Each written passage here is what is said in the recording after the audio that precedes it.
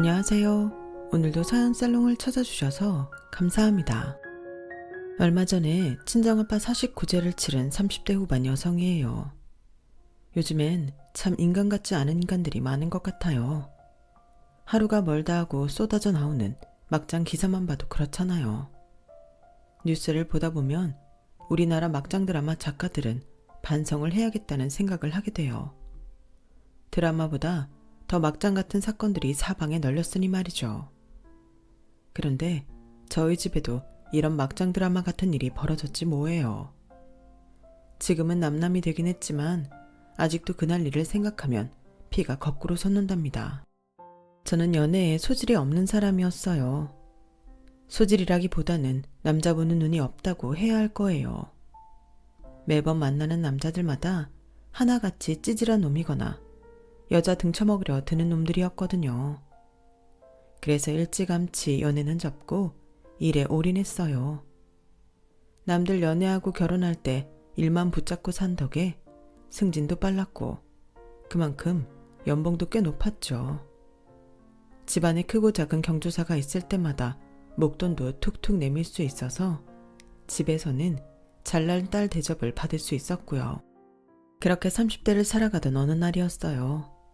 대학 동기 부부가 아파트를 샀다며 집들이에 오라고 연락을 했더라고요. 부부와 저는 대학 시절 내내 같이 붙어 다녔던 절친이라서 없는 시간을 쪼개 참석하게 되었죠.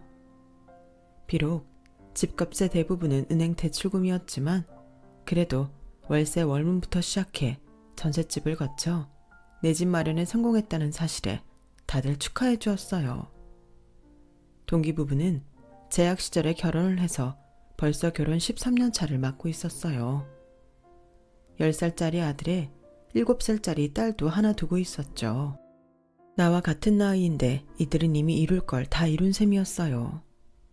결혼도 했고 자식도 낳았고 게다가 집까지 있으니 말이에요.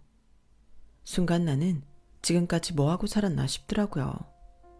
회사에서는 능력 있는 직원, 집에서는 가사의 큰 보탬이 되는 장한 딸이었지만 그 어디에도 나를 위한 건 하나도 없더라고요.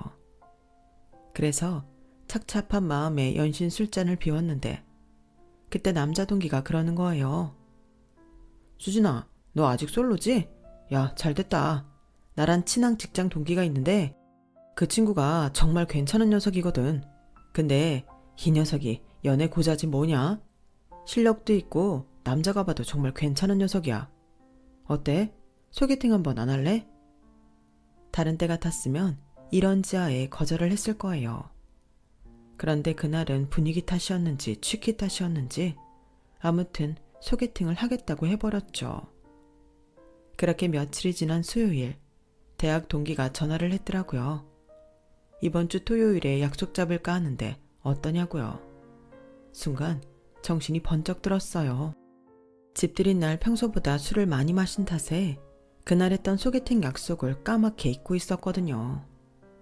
그렇다고 이제 와서 안 하겠다고 하면 친구 입장이 난처해질 것 같아서 할 수 없이 나가겠다고 했어요.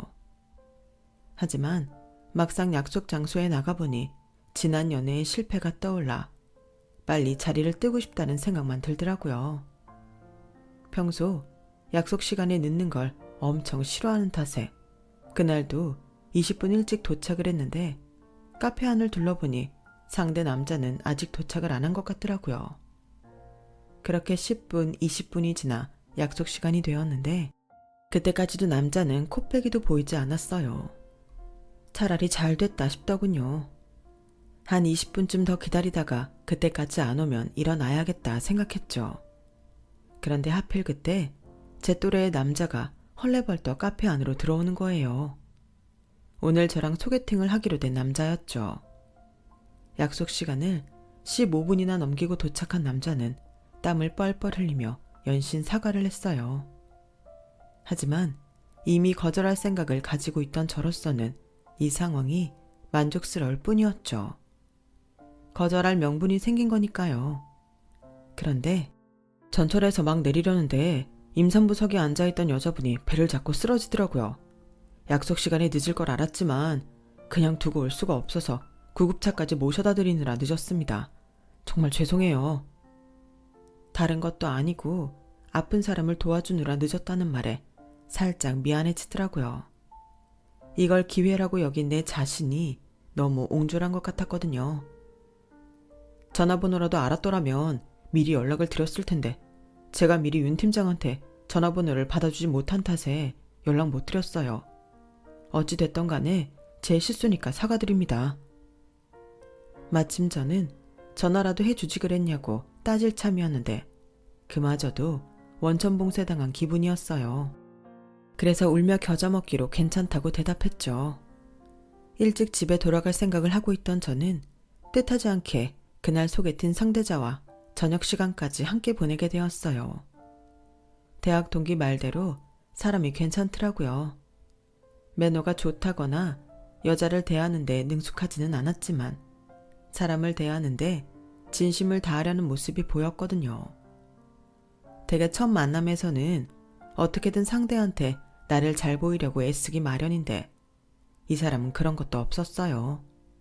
자기 자신 그대로를 가감없이 보였거든요. 같이 밥을 먹고 나오다가 근처 오락실 앞을 지나게 되었는데 마치 어린아이처럼 해맑게 웃으며 그러는 거예요. 어렸을 때 아버지를 따라 낡은 오락실에 간 적이 있었는데 그때 거기서 스트리트 파이터라는 게임을 처음 보게 됐어요. 아버지도 오락실에서 했던 게임이라고 저한테 가르쳐 주셨거든요. 그날 이후 그 게임에 빠져서 매일같이 그 오락실에 드나들었어요. 우리 집에 버스로 세정류장이나 가야 나오는 곳이었는데 말이죠. 부모님 몰래 학원도 빠지면서요. 그러다 일주일 만에 딱 걸린 거예요. 엄청 두드려 맞았죠. 이게 커서 뭐가 되려고 이러냐고 엄마가 어찌나 화를 내시든지 내가 게임 회사에 취직했다고 하니까 엄마가 한숨을 푹 쉬시더라고요. 아빠는 뭐 좋아하셨죠. 당신이 조기 교육을 잘해서 아들이 좋은 게임 회사에 들어갔다고요. 난 내가 좋아하는 거엔 거의 반쯤 미쳐서 달려들거든요. 그래서 말인데 난 지금 회사에서 하는 일이 너무 좋아요. 딱 제 적성에 맞거든요. 그러다 보니 연애를 할 때마다 얼마 안 돼서 차였어요. 그렇게 일이 좋으면 일이랑 평생 살라더군요. 오늘 수진 씨 만나보고 수진 씨랑 잘해보고 싶다는 생각을 했어요. 이런저라도 괜찮다면 우리 한번 만나볼래요? 지금까지 만났던 남자들과는 확연히 다른 남자의 모습에 그동안 굳게 닫았던 문이 흔들리는 것 같았어요. 나도 일에 빠져 사는 사람이라 다른 것도 아니고 일 때문에 연애에 소홀해 솔로로 지내게 된 남자가 이해가 되기도 했고요. 사람은 자신과 닮은 구석이 있는 사람한테 동질감을 느끼기 마련이잖아요. 제가 이 남자를 통해 그런 감정을 느꼈던 것 같아요. 그래서 어쩌면 이번이 내 인생의 마지막 연애가 될지도 모른다는 생각으로 만나보기로 결심했어요. 그렇게 시작된 연애는 생각보다 제게 잘 맞더라고요. 서로 일에 빠져 사는 타입이라 서로의 상황을 잘 이해하고 넘어갔거든요.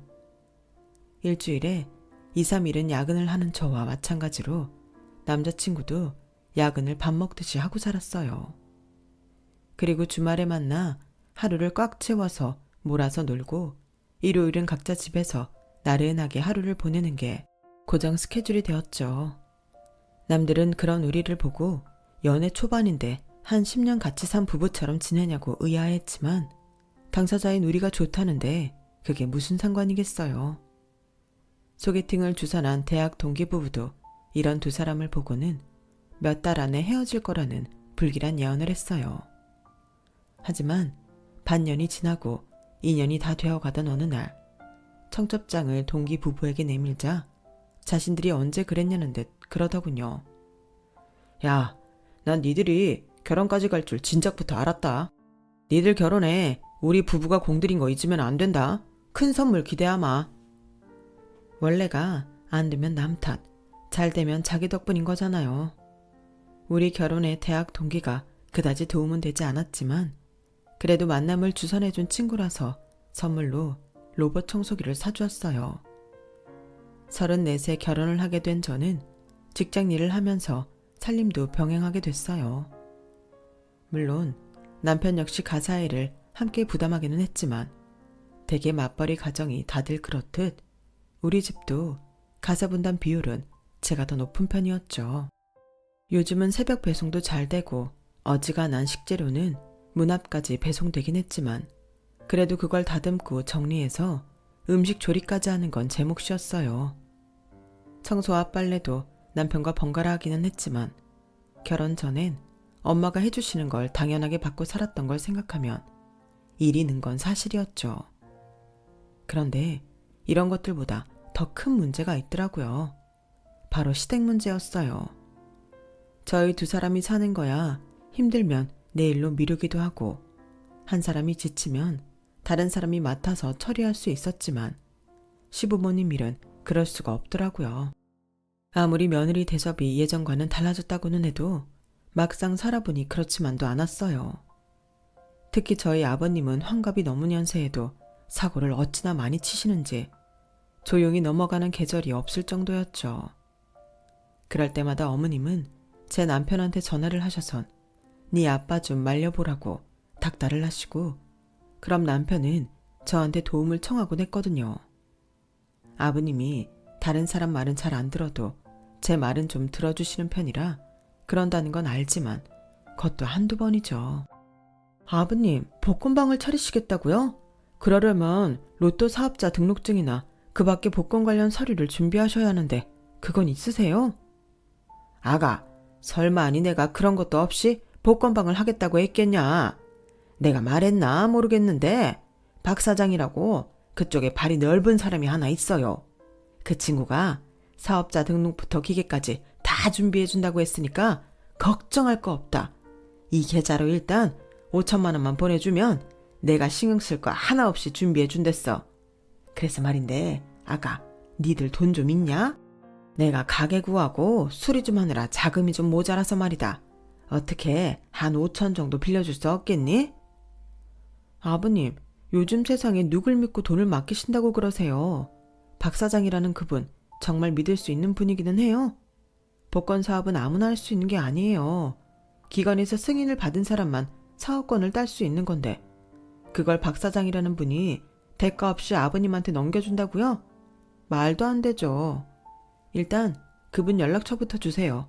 저희 외삼촌한테 부탁해서 박 사장이란 사람이 정말 그럴 능력이 되는 사람인지부터 알아봐야겠어요. 제 외삼촌이 경찰이라는 걸 아는 터라 아버님도 이참에 확실히 해둘 요량으로 박 사장의 연락처를 넘겨주셨어요. 그리고 다음날 외삼촌을 통해 박 사장이 전과 7범의 사기꾼으로 현재 수배 중이라는 연락을 받았어요.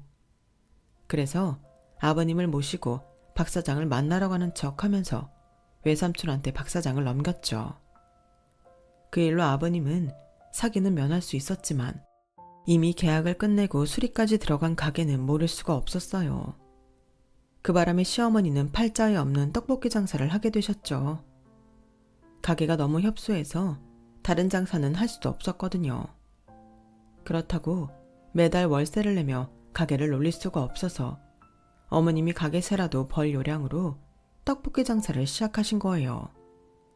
그런데 사람 팔자 모르는 거라고 월세나 벌자고 시작한 장사가 잘 돼도 너무 잘 되는 거예요. 그런데 이게 또 사단을 불러왔지 뭐예요. 장사가 좀 되자 아버님이 또다시 일을 벌리기 시작하신 거예요. 이번엔 떡볶이 프랜차이즈 사업을 하겠다고 나서신 거죠. 어머님 가게로 아버님이 몰고 온 사람들이 시도 때도 없이 찾아오자 어머님이 제 남편한테 전화를 하셨고 또다시 제가 아버님을 말리게 된 거예요. 아가, 이게 땅 짓고 헤엄치기나 다름없는 거야. 간판 달아주고 부자재 유통만 연결해주면 매달 내 통장으로 돈이 들어온다니까. 사람이 죽으란 법은 없다고 일이 또 이렇게 풀릴 줄 누가 알았다니. 일하다 몇 년 안에 나도 백종원이처럼 요식업계 대부가 되는 게 아닌가 몰라. 사람들은 누가 성공했다고 하면 그 사람이 밑바닥에서 어떤 고생을 하며 위까지 올라왔는지는 볼 생각도 않고 화려한 순간만을 부러워하기 마련이잖아요. 제 시아버지도 그런 사람이었어요. 백종원 씨가 하루아침에 그렇게 됐겠어요. 수많은 시행착오를 거듭하고 돈도 잃어보고 사람한테 상처도 당하면서 지금의 자리에 앉게 되었을 텐데도 아버님은 그걸 그저 운때가 잘 맞아서 그런 걸로 치부해버리더군요. 대개 노력 없이 요행만 바라는 인간들이 그러는 것처럼요. 안 그래도 회사 일도 바쁜데 또 사고를 치려는 아버님을 보니 그땐 정말 화가 나더라고요. 그래서 평소보다 과격하게 말을 해버렸어요. 아버님, 제가 이렇게 말씀드린다고 서운해하셔도 어쩔 수 없어요. 더는 돌려 말할 기운이 없거든요. 아버님 음식 장사 한 번이라도 해보셨어요? 어머님 가게에서 단 며칠이라도 일해보신 적은 있으시냐고요? 없죠. 그런 분이 무슨 요식업 프랜차이즈를 하시겠다고 그러세요? 어머님이 음식 솜씨가 좋으셔서 장사가 잘 되긴 하지만 그게 다른 곳에서도 잘 먹힐 거라는 보장은 못하는 거예요. 그리고 식자재 유통까지 맡으시겠다고 했는데 그쪽에 아는 분은 있으세요? 혹시 아무데다 거래 터놓고 아버님이 중간 마진 떼먹으면서 각 매장에 터무니없이 높은 가격으로 식재료 보내시려는 건 아니죠? 그러자 아버님이 전곡을 찔린 것처럼 입을 꾹 다무셨어요. 요즘 세상에 누가 그런 식으로 프랜차이즈 사업을 해요? 사람들이 바보예요. 인터넷만 검색해도 식재료 가격 다 나오는데 타 매장과 차별점도 없이 어떻게 요식업 프랜차이즈를 한다고 이러시냐고요. 가끔 보면 아버님 정말 대책 없으신 거 아세요? 지난번 박사장 건으로 일 치르시고도 아직도 정신을 못 차리시면 어쩌냐고요. 저도 그 일도 아버님 때문에 밤잠도 제대로 못 자요. 어머님한테 전화만 오면 그때부터 심장이 뛰기 시작한다고요. 이번엔 아버님이 또 무슨 사고를 치신 걸까 겁부터 난단 말이에요. 제발 저희 좀 안심하고 살 수 있게 사고 좀 그만 치세요. 제발 부탁드려요. 참다 못해 쏟아낸 말이었지만 막상 말을 뱉고 나니 아버님께 죄송하기도 했어요. 아버님 입장에서 며느리한테 이런 말을 듣는 게 자존심도 상하고 불쾌하셨을 테니까요. 그래서인지 아버님은 이후로 저를 보는 눈빛이 달라지셨어요. 남편과 시댁에 찾아가면 제게는 찬바람이 쌩쌩 불 정도로 냉랭하기 그지없으셨죠. 그래도 사고 차서 식구들 힘들게 하고 돈 날리는 것보다는 낫다 싶었어요. 아버님의 이런 태도가 달라진 건 제 임신 소식을 듣고 난 뒤였어요. 하루는 시댁에 갔더니 아버님은 언제 그랬냐는 듯 우리 며느리라고 부르시며 저를 맞아주시더라고요. 입덧은 어떤지 회사 일 때문에 스트레스를 받지는 않는지 평소엔 관심도 안 주시던 부분까지 세밀하게 챙기시며 앞으로 태어날 손주 생각에 들떠 계셨어요. 비록 지난 몇 년간 시아버지에 대한 불신이 팽배했지만 그래도 아버님의 이런 모습을 보니 그간 불편했던 마음이 조금은 누그러졌어요. 이제는 제발 정신 차리시고 사고 없이 지내주시기만을 바랐죠. 그런데 제 바람이 너무 컸던 걸까요? 임신 3개월이 되어가던 어느 날이었어요. 저는 몸 상태가 안 좋아서 월차를 내고 모처럼 집에서 쉬고 있던 날이었죠. 하필 그때 친정엄마가 다급한 목소리로 전화를 하신 거예요. 얘, 네 아빠 지금 쓰러져서 병원에 입원했다. 이게 다 네 시아버지 때문이야. 아, 내가 그렇게 말렸건만 기어이 이 사단을 내다니.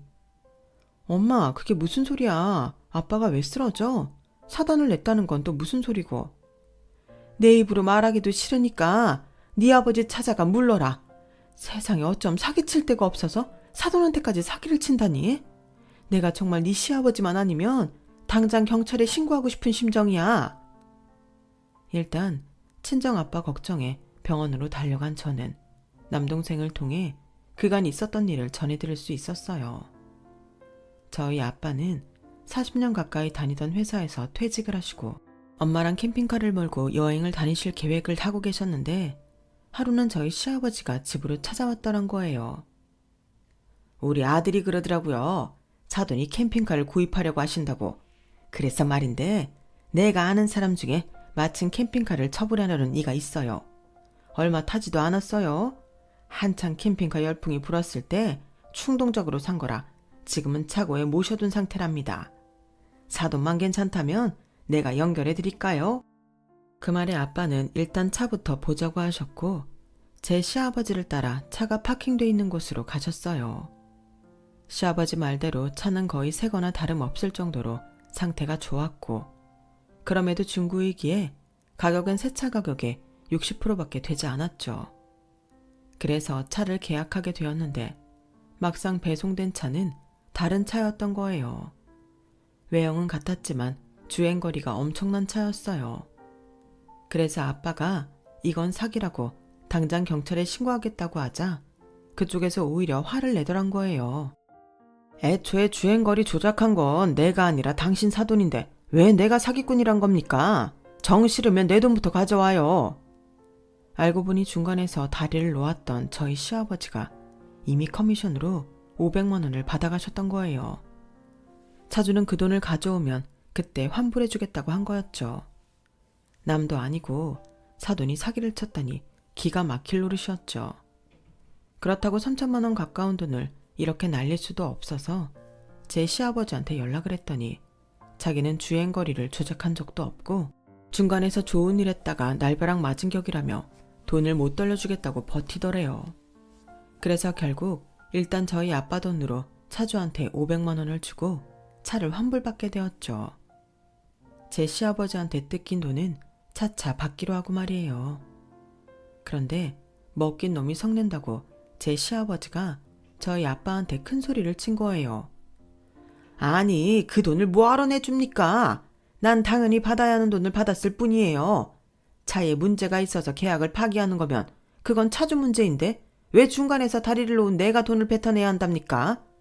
사돈이 괜히 나타서 돈 500만 뜯긴 거니 그건 사돈이 알아서 하세요. 나 원참 사람이 융통성이 없어도 이렇게 없나? 결국 저희 아빠와 시아버지는 멱살잡이까지 하셨고 그 바람에 혈압이 오른 아빠는 그대로 쓰러지신 거였죠. 엄마는 이런 사람과는 사돈 못한다고 이혼하라고 소리치셨고 병상에 누워있던 아빠는 그런 엄마를 달래기 바빴어요. 그런데 이런 와중에 남편의 태도가 저를 더 황당하게 만들었어요. 그건 장인어른이 실수하신 거네. 그 돈을 뭐하러 대신 돌려주셨대? 계약이 성사가 됐던 파기가 됐던 우리 아버지가 중간에서 연결을 해주신 건 맞는 거잖아. 그럼 그 돈은 돌려줄 필요가 없지. 물론 우리 아버지가 잘했다는 건 아니야. 근데 우리 아버지도 그 사람이 주행거리 사기친 걸 몰랐다잖아. 따지고 보면 우리 아버지도 피해자인 거라고. 자기는 정말 아버지가 주행거리 고친 거를 몰랐다고 생각해? 내 생각은 달라. 손바닥으로 하늘을 가리라고 그랬어. 평소 아버님 행동을 미루어 보건대 아버님이 직접 사기를 주저했다는 말이 더 신뢰가 간다고. 야, 너 진짜 애가 왜 이러냐? 우리 아버지가 뭘 그렇게 잘못하고 살았다고 며느리인 네가 우리 아버지를 사기꾼으로 몰아. 솔직히 이번 일은 제값보다 싸게 사려고 제대로 알아보지도 않고 계약한 네 아버지 탓이 더 큰 거 아니냐? 팔은 안으로 굽는다더니 평소 자기 아버지 때문에 골치 아프단 말을 달고 살았던 남편은 정작 그 순간만큼은 자기 부모 편을 들더라고요. 양가 아버님의 싸움은 결국 저희 부부싸움으로 번지게 되었고 한동안 냉전 상태로 지내게 되었어요. 제가 임신한 뒤로 저를 대신해 가사일을 도맡아 해주던 남편은 야근을 핑계로 자정이 다 돼서야 집으로 돌아왔고 때로는 외박도 하곤 했어요. 설상가상으로 저희 회사에서는 그동안 제가 준비했던 프로젝트가 엎어지면서 그로 인한 문체까지 이어졌어요. 안팎으로 저를 압박하는 일들이 이어지자 안 그래도 입덧 때문에 식사도 제대로 못하던 저는 결국 쓰러지게 되었고 얼마 뒤 산부인과에 정기검진을 받으러 갔다가 청천벽력 같은 소리를 듣게 되었어요. 유산이 된 거였죠. 임신 3개월까지는 특히 조심해야 한다고 담당 의사 선생님이 늘 주의를 주셨는데 하필 연달아 일이 터지면서 결국 이사단이 나고 만 거예요. 제가 유산을 했다는 문자를 받고서야 남편은 퇴근 시간보다 평소 일찍 집으로 달려왔어요. 그리고는 자기가 잘못했다고 손이 발이 되게 빌더라고요. 모든 일이 남편 탓은 아니었지만 그래도 그 순간만큼은 남편이 미웠어요. 제 유산 소식을 들은 저희 부모님도 한 걸음에 달려오셨는데 특히 아빠가 많이 미안해 하시더라고요. 당신 때문에 제가 유산을 한 것 같아 그러셨나 봐요. 그런데 이번 사건의 원흉인 시아버지만큼은 태도가 달랐어요. 저희 친정부모님이 돌아가시고 늦은 밤 시어머니와 함께 찾아오신 아버님은 버럭 소리부터 지르시더라고요. 여자가 돼서는 뱃속에 자식 간수도 못하고 네가 뭐 잘했다고 그러고 있냐? 세상 빛도 못 본 내 손주가 불쌍해서 난 밥도 제대로 안 넘어가는데 평소에 그렇게 잘난 척은 다 하더니 몸 간수 하나 제대로 못하고 그러고도 네가 엄마 될 자격이 있다고 생각하냐? 왜 또 이 시애비 앞에서 따박따박 할 소리 못할 소리 떠벌려 보지 그러냐? 에이, 한심한 것 같으냐고. 이래서 집안의 여자를 잘 들여야 하는 건데. 네, 제가 잘못했습니다. 내 새끼 위해서라면 부모님 일에 신경 쓸 게 아니라 그냥 사기죄로 경찰에 신고를 했어야 하는 건데 멍청하게 마음 쓰다가 이렇게 됐네요. 아버님, 세상 빛 못 본 손주 생각에 밥도 잘 못 드신다고요? 근데 그거 아세요? 그 손주 무지개 다리 건너게 하는데 아버님이 지대하게 일조하셨다는 거요. 아버님이 생각 있는 분이라면 지금 이 순간 자식 잃은 며느리 탓을 하실 게 아니라 위로를 해주셔야 하는 거예요. 그런데 아버님은 그럴 마음 없으시죠? 그러니 이만 나가주세요. 저는 아버님 얼굴도 보고 싶지 않으니까요. 안정을 취해야 할 상황에 제 화만 돋우는 아버님 때문에 저는 그대로 정신을 잃었어요. 깨어나 보니 시부모님은 돌아가시고 남편 혼자 앉아있더라고요. 남편은 자기도 이런 자기 아버지가 밉고 창피하지만 부모라서 어쩔 수 없다고 울먹이더라고요. 대신 제가 원치 않는다면 당분간만이라도 시댁과 거리를 두고 살다더군요. 솔직히 이혼까지 생각하고 있던 저는 이런 남편의 말에 한 번은 내가 참아보자 싶었어요. 그런데 아버님은 이런 마음을 아는지 모르는지 기어이 마지막 끈까지 잘라내시더군요. 제가 유산을 하고 1년이 지나던 무렵 저희 아빠가 갑자기 세상을 떠나셨어요. 평소 혈압이 높은 편이시긴 했는데 그래도 약도 드시고 주기적으로 병원 진료도 받고 계셔서 안심하고 있던 차에 벌어진 일이었죠. 엄마가 계모임에서 단풍 여행을 떠난 날이라 욕실에 쓰러져 계신 걸 발견하는데 시간이 걸렸고 결국 그렇게 세상을 떠나고 마셨어요. 친정아빠의 황망한 죽음에 정신을 차릴 수가 없었어요. 다행히 오빠랑 올케 언니가 알아서 장례 준비를 해준 덕분에 그나마 한시름 놓을 수 있었죠. 그런데 장례 이틀째가 되던 날 제 시아버지가 친구분들과 함께 장례식장에 찾아오시면서 사건은 시작이 되었어요. 조문을 오신 것까지는 좋았는데 이후 식사를 하시고는 장례식장 한켠에서 화투판을 벌이신 게 문제였죠. 그 모습을 보고 제가 남편한테 화를 내자 오빠가 말리더라고요. 장례식장에서는 일상적인 모습이라면서요. 하지만 자정이 다 돼가고 다들 장례식장 한켠에서 잠을 청할 때까지도 시끄럽게 떠들며 화투를 치는 통에 더는 못 참겠어서 한마디 하러 갔어요. 그랬더니 시아버지가 뭐라는 줄 아세요? 네가 뭘 몰라서 하는 소리다. 원래 장례식장에선 이렇게 시끌벅적하게 떠들어 줘야 상갓집 분위기도 나고 하는 거야. 나 한창 운빨 서는 중이니까 잔말 말고 저리 가. 너 때문에 부정탈락. 평소 아버님도 멀쩡하다고는 할 수 없었지만 화투판에 앉아있는 아버님은 정말 제정신이 아닌 사람 같았어요. 반쯤 눈이 돌아간 사람처럼 화투장을 쪼고 있는데 영화에서나 보던 도박 중독자 같은 모습이었죠. 혹시나 하는 생각으로 남편한테 물었어요. 자기, 아버지 혹시 도박하셔? 그랬더니 남편 얼굴이 발갛게 달아오르는 거예요. 그제야 알 수 있었어요. 아버님이 왜 그렇게 사기까지 쳐가며 돈에 집착했는지를요. 가서 당신 아버지 말려. 우리 아빠 장례식장에서 도박판 벌리지 말고 조용히 돌아가시라고 하라고. 안 그러면 내가 신고할 거야. 결국 남편이 가서 그만두시라고 설득을 했지만 이미 눈이 돌아간 도박꾼들은 그럴 생각이 없었어요. 그러자 남편이 화투판을 뒤엎으며 그만하라고 소리를 쳤죠. 그러자 그 순간 아버님이 미친 사람처럼 제 남편을 때리기 시작했어요. 그리고는 장례식장 입구로 달려가 조이금함을 뒤지더라고요. 이미 막내 동생이 정리를 해둔 터라 함 속에는 늦게 찾아온 조문객이 넣은 돈 봉투가 2억 엔 정도 남아있었는데 시아버지가 그걸 뒤지면서 돈을 꺼내 챙기더군요. 돈 어딨어? 내가 여기서 지금 얼마를 잃었는 줄 알아? 자그마치 500이야. 그러더니 제게 달려와 멱살을 쥐고는 소리쳤어요. 네 년이지? 내 아들 들쑤셔서 판 엎은 거 다 네 년이 시킨 짓 아니냔 말이다. 너 때문에 다 이긴 판 놓친 거니까 네가 돈 물어내라. 오늘 받은 조의금 있을 거 아니야. 내 돈 500만 원 내놓으라고. 미친 사람처럼 저를 흔들며 고래고래 소리를 지르는 통에 장례식장에서 쪽잠을 자던 사람들이 다들 일어났어요. 내가 너를 며느리로 들이는 게 아니었는데 저 멍청한 녀석이 너 아니면 안 된다고 하는 통에 내가 내 발을 찢게 됐구나. 아이고 내 팔자야. 멍청한 아들이요? 그게 부모로서 할 말이에요? 하지만 아버님 아들이 멍청하다는 말에 저도 동의해야겠네요. 왠지 아세요? 나 같으면 당신 같은 부모 진작에 영 끊고 살았을 테니까요. 그래도 아버지라고 끝까지 미련 못 버리고 어떻게든 챙기려는 제 남편이 정말 바보같이 멍청하고 불쌍하니까요. 인연이 뚫린 입이라고 함부로 짓거리는가 보구나. 이제 보니 얘가 아주 제정신이 아니야. 어디 시애비 앞에서 함부로 입방정을 떨어. 네 부모가 그리 가르치더냐. 그럼 아버님 부모는 어떻게 가르쳤길래 아버님 같은 인간을 만드셨대요.